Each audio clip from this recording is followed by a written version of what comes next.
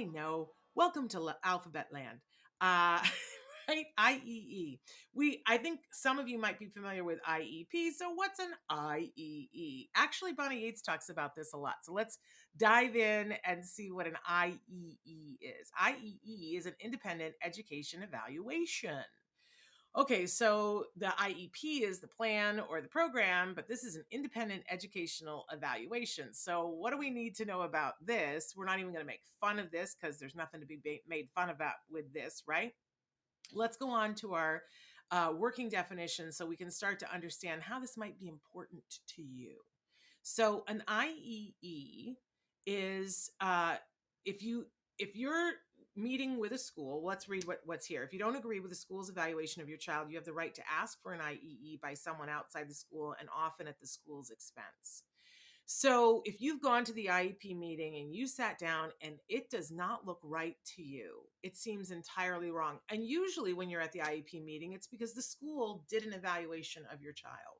And I hope that you watch the show enough that you know not to go into the IEP meeting if you can at all help it and read those presentations right there, because there's no one who can assimilate that information in that meeting and understand what's happening and be able to intelligently implement something for their child.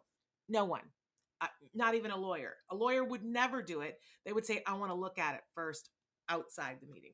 So I always tell people, when you agree to your IEP meeting, because you'll get that from the school, a little notice saying, we'd like to meet with you about Johnny's progress in an individualized education program meeting on X date.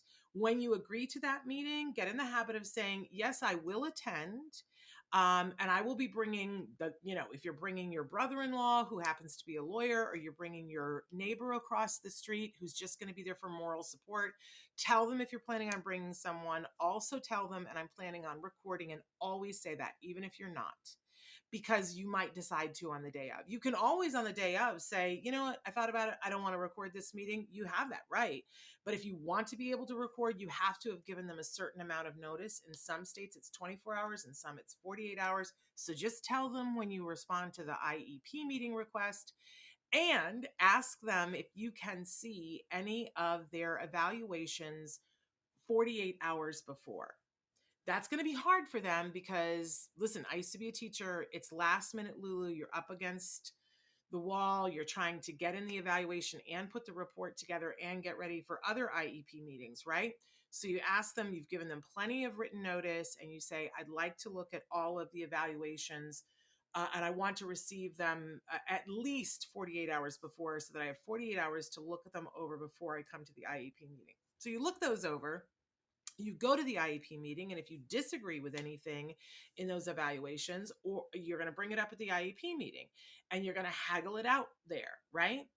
But sometimes in the IEP meeting, you just see we are on two different pages, or they're depicting a child in their evaluations that I don't see, that I don't agree with. I don't think that's right. Whatever the disagreement is, you can at that meeting say, you know what? I don't think we're in agreement. So I'm requesting an IEE. I'm requesting that somebody outside the school, not you, evaluates.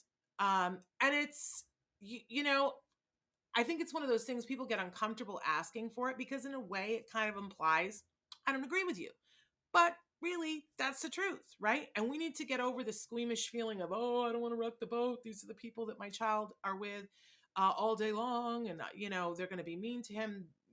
No, we can't be afraid to ask for what is right for our children legally.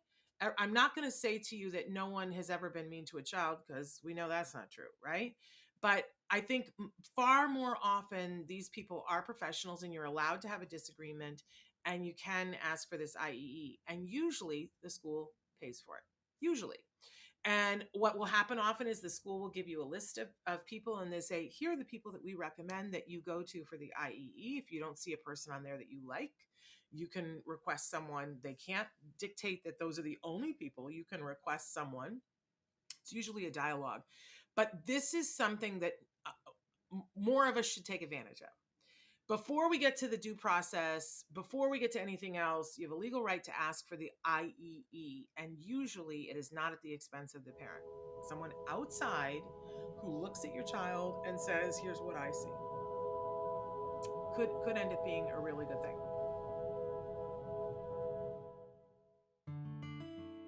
Thanks for watching Autism Live.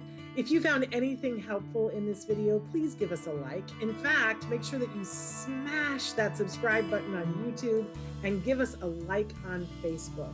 You can also follow us on Twitter and Instagram for important updates. And please download our free podcast wherever you get your podcasts. See you next time. Until then, give your kiddos a hug from me and one for you too. Bye-bye for now. To subscribe, click here. And if you'd like to check out some more of our videos, click here.